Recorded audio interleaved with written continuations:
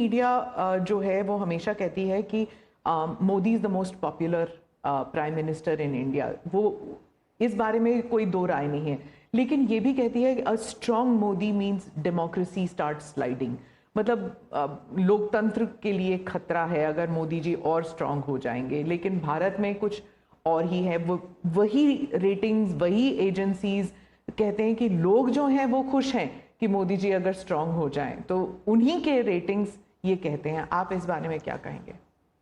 पहली बात है कि उनकी टर्मिनोलॉजी क्या है और उनके इस कंक्लूजन पर आने का आधार क्या है, ये अपने आप में एक रिसर्च का विषय है। लेकिन मैं ये समझ नहीं पाता हूं कि जिस देश में 6 लाख पंचायतें चुने हुए लोगों से चलती हो, दुनिया में कोई देश ऐसा है कि जहां 6 लाख पंचायतें और नियमित रूप से चुनाव जहां होते हैं, इतने राज्य, अनेक पार्टियों की सरकारें। हमारे देश में शायद ही कोई ऐसी पॉलिटिकल पार्टी होगी जो कहीं सत्ता में ना हो। तो ये सब होने के बावजूद अगर ये कहना कि सर्वसत्ताधीश कोई बन रहा है, तो ये तो मुझे लगता है उनको जानकारियों का अभाव है। हिंदू दूसरा, अगर मोदी सर्वसत्ताधीश के रूप में रहता तो G20 में मेरे अगल बगल में ही कर रहा है। मैंने तो राज्यों के पास, क्योंकि डेमोक्रेटिक कैरेक्टर है ये हमारा। मोदी जी मैं मदर ऑफ डेमोक्रेसी इसकी दुनिया में गुंज कर रहा हूं, तो उनको क्वेश्चन हो रहा है, क्योंकि वो अभी भी स्वीकारने को तैयार नहीं कि भारत मदर ऑफ डेमोक्रेसी है। हाँ, एक सवाल था, यूक्रेन में जब युद्ध चल रहा था तो भारत के जो वहाँ पर छात्र थे उन्हें सुरक्षित रूप से वापस भारत लाया गया। ये एक दिल हिलाने वाला किस्सा था। इसमें आपने हॉस्टिलिटीज रोकने के लिए पर्सनल हस्तक्षेप किया था, पर्सनल इंटरवेंशन किया था, ये सुनने में आया है। तो इसके बारे में कुछ बताएंगे? देखिए, यूक्रेन की चर्चा जरा ज़्यादा हुई है, लेकिन मैं 14 से लेकर ऐसी कई घटनाएं हैं।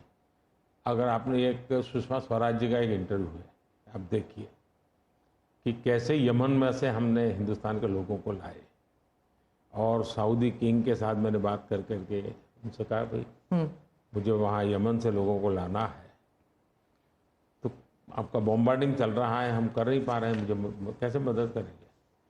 तो उन्होंने कहा कुछ समझ लीजिए मुझे। और सुषमा जी ने अपने इंटरव्यू में सारी चीज़ें कही हुई है। भारत की रिक्वेस्ट पर एक पीरियड रहता था जिस पीरियड में बॉम्बार्डिंग नहीं होता था, और उस समय हम हवाई जहाज में हमारे लोगों को निकालते। यमन से करीब 5,000 लोगों को हम लाए थे।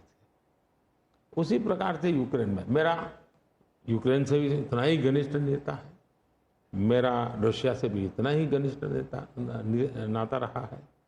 दोनों राष्ट्रपति के साथ में बहुत मित्रतापूर्ण मेरा रहा है। मैं पब्लिकली राष्ट्रपति पुतिन को कह सकता हूं कि युद्ध का समय नहीं है।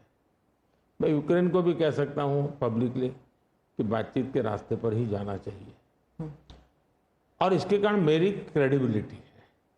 और जब मैंने कहा भाई भारत के इतने लोग, हमारे नौजवान फंसे हुए हैं और मुझे आपकी मदद चाहिए, और मैं आप क्या व्यवस्था कर सकता हूँ, फिर मैंने बताया मैंने इतनी इतनी व्यवस्था की है, आप इतना मेरी मदद कीजिए। उन्होंने मदद की, और भारत के तिरंगे की ताकत इतनी थी कि विदेशी व्यक्ति की भी भारत का तिरंगा हाथ में रखता था तो उसके लिए जगह मिल जाती थी। तो मेरा तिरंगा ही मेरी गारंटी बन गया था।